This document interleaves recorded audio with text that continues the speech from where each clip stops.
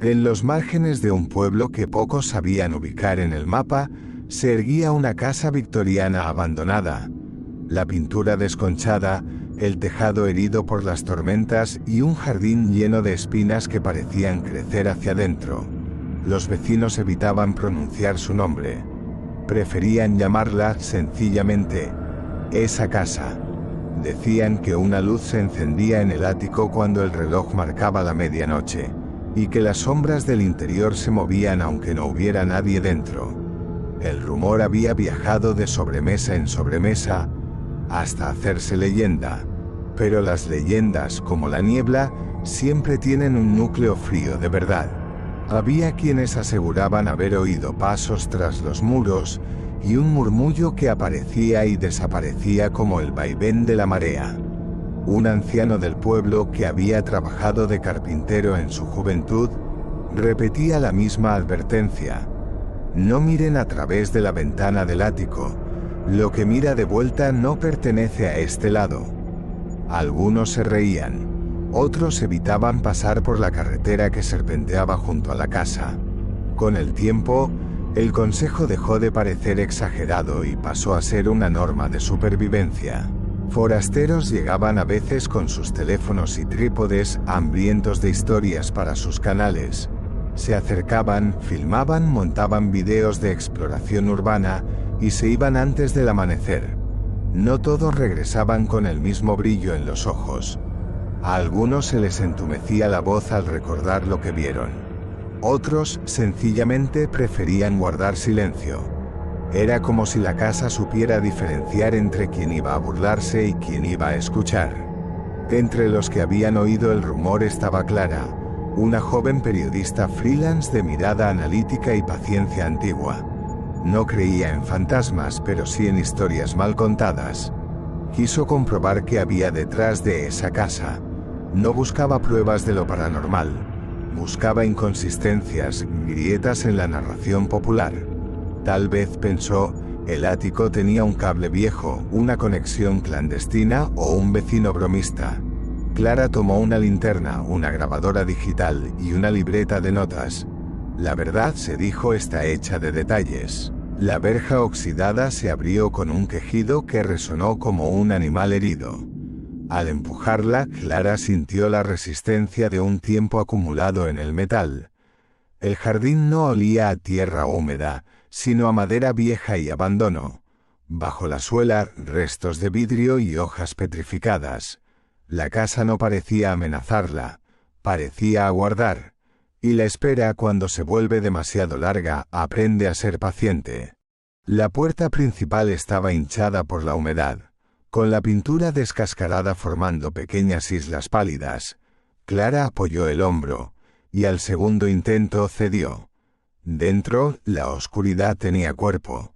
El haz de su linterna reveló tapices descoloridos, muebles cubiertos con sábanas amarillentas y el dibujo indeciso de una escalera que trepaba hacia el segundo piso. Al fondo, como si la casa respirara, el aire se movía con un ritmo que no debía. Clara encendió la grabadora. El micrófono recogió ruidos que el oído apenas discernía. Un golpecito irregular, un roce sutil, la vibración metálica de algún alambre viejo. Ninguno de esos sonidos explicaba el murmullo que, según los vecinos, se filtraba cada medianoche. Miró su reloj. Faltaba menos de una hora para las 12. En el salón, una vitrina yace abierta, y sobre una mesa, fotografías en blanco y negro, curvadas por la humedad. Rostros serios, vestidos de domingo. Una niña con lazos en el cabello y una mirada demasiado quieta para su edad. Detrás de ellos, la misma escalera que ahora se alzaba frente a Clara. Nada más peligroso que una casa que guarda su propio álbum familiar. La escalera crujió al primer paso, como si hubiera estado esperando esa señal. Clara ascendió con cuidado, iluminando barandales gastados por manos que ya no estaban. El polvo bailaba en el aire como si intentara decirle algo en un lenguaje sin palabras. A mitad de camino, un frío repentino le erizó la piel. Alguien o algo había dejado una ventana entreabierta en el pasillo superior. El aire al entrar parecía repetir un nombre. El pasillo del segundo piso parecía más estrecho de lo que la arquitectura permitía. Las paredes, inclinadas hacia adentro como si quisieran estrangular el aire, proyectaban sombras alargadas que se retorcían con cada parpadeo de la linterna. Varias puertas entornadas dejaban escapar un aliento rancio, mezcla de humedad y algo más, algo metálico. En el extremo, colgando como una herida negra en el techo, la trampilla del ático. La madera del suelo crujía bajo sus pies, cada sonido amplificado por el silencio expectante que reinaba allí. El reloj en su muñeca marcaba las 11:48 de mañana. Faltaba poco, muy poco. Clara alzó la luz hacia la trampilla. El polvo caía en remolinos lentos, iluminados como pequeños fantasmas en el aire. Tiró de la cuerda, y un chirrido seco resonó en toda la planta. Una escalera de madera, húmeda y astillada, descendió lentamente, como un brazo invitándola hacia arriba. El aire que bajaba del ático era distinto, más frío, más pesado, y con un susurro apenas audible que parecía pronunciar algo repetido una y otra vez. Con cada peldaño el silencio se volvía más denso. La linterna temblaba en su mano, no por miedo sino por un instinto que le gritaba que debía detenerse. Pero siguió. A mitad de camino, notó que la temperatura había bajado de golpe, lo suficiente para ver su propio aliento en la oscuridad.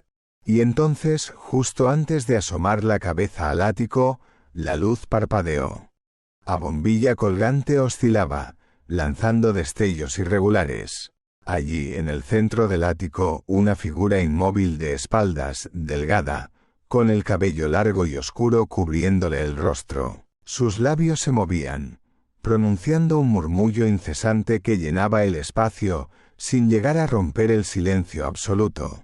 Clara alzó la linterna para iluminarla, y en el mismo instante, la figura dejó de moverse. Un parpadeo más de la bombilla, y la figura había desaparecido.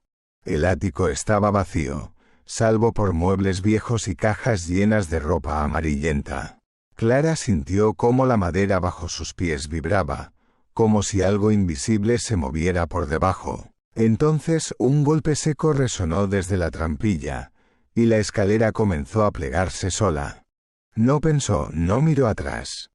Corrió escaleras abajo, atravesó el pasillo y empujó la puerta principal con tanta fuerza que se abrió de golpe. El aire frío de la noche la envolvió como un abrazo áspero.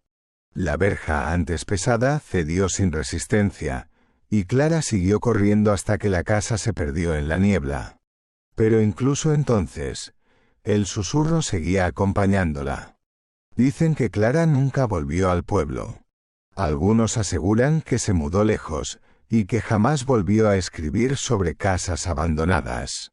Pero hay quienes afirman que, si te atreves a pasar junto a esa casa a medianoche, escucharás una voz femenina, susurrando un nombre una y otra vez, y que si te detienes a escuchar, esa voz no dirá Clara, dirá el tuyo.